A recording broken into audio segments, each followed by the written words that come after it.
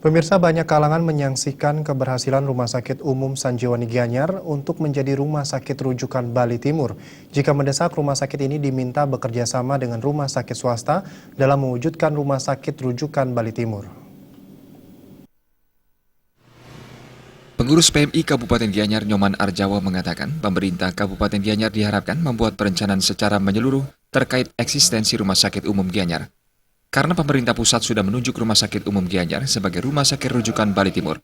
Namun, fasilitas yang ada belum mendukung sebagai rumah sakit rujukan. Fasilitas utamanya, tempat tidur sampai saat ini belum memadai.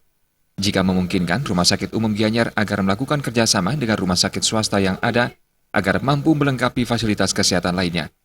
Karena menurut tokoh masyarakat Gianyar ini, rumah sakit pemerintah adalah Badan Layanan Umum Daerah atau BLUD bisa menentukan nasibnya sendiri atau mengatur kebijakan sendiri demi pelayanan terbaiknya, sehingga harus bekerja sama dengan pihak lain jika berhasil menjadi rumah sakit rujukan Bali Timur dalam waktu singkat. Karena BLUD ini adalah dapat dikatakan semi swasta, gitu.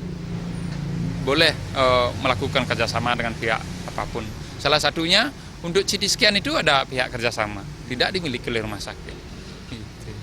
Itu sepengetahuan kami terhadap Rumah Sakit Sanjiwani Gianyar, karena memang secara umum Rumah Sakit Sanjiwani Gianyar itu kriteria untuk menjadi rumah sakit yang munafid dan benar-benar masuk kriteria nasional.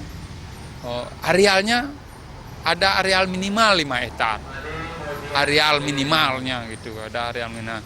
Nah itu mungkin arealnya nggak lebih dari 2,5 hektar, itu kan masih kurang gitu. Menyikapi hal tersebut, pemerintah akan melakukan pembangunan rumah sakit dalam mendukung sebagai rumah sakit rujukan Bali Timur.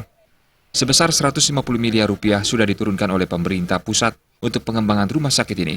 Ditambah lagi dana pendamping oleh pemerintah Kabupaten Gianyar yang akan direalisasikan pada tahun 2016-2017 mendatang. Jaya dan Alit Setiawan, Bali TV.